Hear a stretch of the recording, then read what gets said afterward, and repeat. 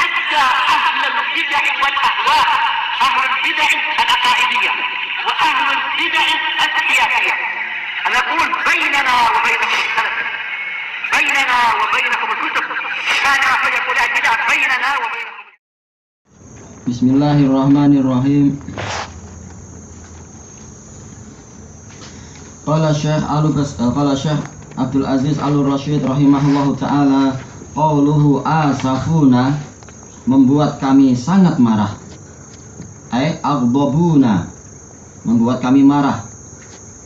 Wa asafa laha maknayan, dia memiliki dua makna. Ta'ti bi makna ghadab, dia datang dengan makna ghadab. Al-asaf dia adalah syiddatu al-ghadab, bukan sekedar kemarahan tapi kemarahan yang besar. Ka hadhil ayat, seperti ayat ini. Wa ta'ti bi makna hazan, dan datang dengan arti kesedihan. Ka qaulihi subhanahu an Yaqub, sebagaimana firman Allah Subhanahu wa taala tentang Yaqub, yaitu menukilkan ucapan Nabi Yaqub, annahu qala ya asafa ala Yusuf. Aslinya adalah asafi. Kemudian apa? Ya'ul mutakallim dirubah menjadi apa? Menjadi hamzah, menjadi alif layyinah, ya asafa. Alangkah besarnya duka citaku terhadap Yusuf. Sama, al-asaf adalah syiddatul hazn, bukan hazn itu sendiri. Tayyib, qauluhu intaqamna minhum, kami membalas mereka, kami menghukum mereka. Aqabahum subhanah, Allah yang maha suci menghukum mereka bil ghariqi wa ghairihi minal uqubat, dengan penenggelaman dan hukuman-hukuman yang lain. Ini menunjukkan bahwasanya apa? Bahwasanya kemarahan itu bukan seperti yang diyakini oleh orang-orang Asy'ariyah, yaitu apa? Iradatul intiqam. Kemarahan adalah keinginan untuk membalas. Ini belum tentu. Ada yang marah tetapi tidak ingin membalas. Ada juga yang marah kemudian apa? Konsekuensinya dan kelanjutannya adalah ingin membalas.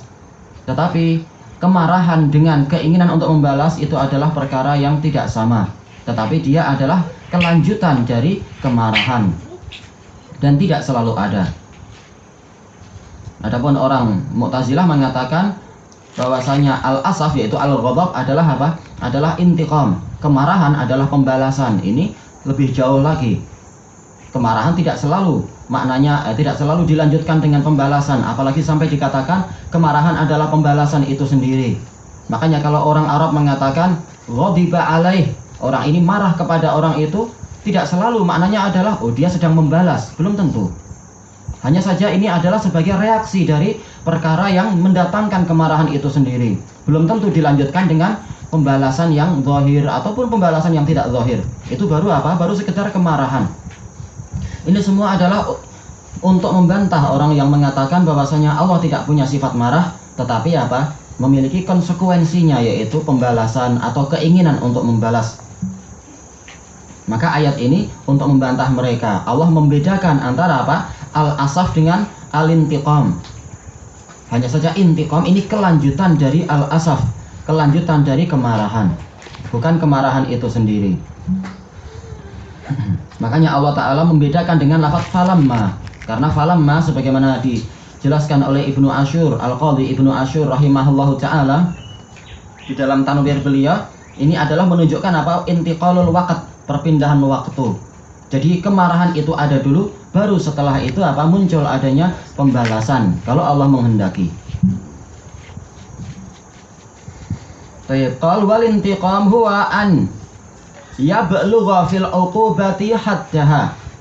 Intiqam itu adalah mencapai batasan untuk memberikan hukuman.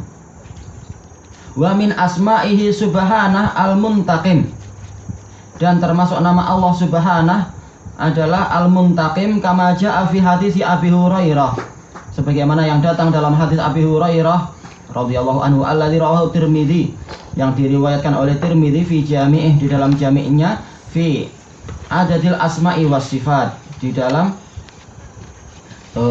bilangan nama-nama asmaul husna, nah itu nama-nama yang paling indah, tetapi hadisnya dhaif. Tayyib, wa maknahu al-mubaligh fil uqubah liman sya', artinya adalah yang sangat keras di dalam memberikan hukuman bagi orang atau bagi makhluk yang dia kehendaki. Wa qala Syekh Taqiyuddin rahimahullah, al-muntaqim laisa min asma'illahil husna as-sabitati anin nabiyyi sallallahu alaihi wasallam. Ini kurang titik 2 as-sabitati. Ya, al-muntaqim itu bukan termasuk nama-nama Allah yang paling indah, dan memang bukan nama Allah. As-sabitah anin nabi sallallahu alaihi wasallam, yang pasti dari Nabi sallallahu alaihi wasallam. Pembahasannya adalah sebagaimana akan beliau sebutkan. Wa inna ma jaa fil Qur'an muqayyada. Hanyalah dia itu datang di dalam Al-Qur'an dalam keadaan terikat. Ka qaulihi subhanah, inna minal mujrimina muntaqimun. Sesungguhnya kami itu adalah zat yang membalas orang-orang yang jahat. Wa qaulihi wallahu azizun dzuntiqam. Allah adalah maha perkasa, maha memiliki hukuman. Jadi nama Allah adalah dzuntiqam. Adapun al-muntaqim ini tidak sabit dari Allah Ta'ala, tidak pasti dalilnya. Adapun kalau ditetapkan muntaqimun minal mujrimin, maka itu boleh. Sebagaimana yang ditetapkan oleh siapa? Imam Ibnul Wazir di dalam kitab beliau Isarul Haqqi alal Khalq menetapkan itu. Tetapi apa dengan yaitu muqayyad semacam ini, termasuk apa? Al asma al mudhafah, nama yang diidhafahkan, bukan mutlak maha membalas, bukan. Tetapi apa? Membalas kepada orang-orang yang jahat. Baik. Boleh kita namakan Allah dengan Dzuntiqam sebagaimana dalil dalam ayat ini, dalam ayat yang disebutkan setelah itu. Sebagaimana juga menamakan Allah dengan apa? Dzulquwwah, itu juga boleh. Tayyib. Wal hadis alladzi fi adadil asma'il husna, dan hadis yang ada di dalam pembahasan, nggak tahu ini fi atau fihi, pembahasan tentang bilangan nama-nama yang paling indah, yadhkuru fiha al-muntaqim, menyebutkan di dalamnya nama al-muntaqim. Laisa huwa inda ahlil ma'rifati bil hadis min kalamin nabiyyi sallallahu alaihi wasallam. Dia bukanlah termasuk dari sabda Nabi sallallahu alaihi wasallam menurut para ulama yang mengetahui tentang hadis. Bal hadza dzakarahu al-Walid bin Muslim. Bahkan ini disebutkan oleh Walid bin Muslim, dan dia adalah mudallis, tadlis taswiyah an ba'di syuyukhi, dari sebagian syekhnya. Itu pun terjadi ittirab, kata Ibnu Hajar di dalam Fathul Bari. Maka yang betul adalah ini mudraj, bukan apa kalam Nabi, tapi sisipan dari sebagian rawi. Itu pun mereka berbeda-beda di dalam ijtihad menetapkan nama-nama tersebut. Walihada lam yuridhu ahadun min ahlil kutubil masyhurah illa Tirmidzi. Karena itulah tambahan ini tadi, yaitu asar, yaitu pemaparan nama-nama tadi, tidak disebutkan oleh satu orang pun dari para penulis kitab yang terkenal kecuali At-Tirmidzi.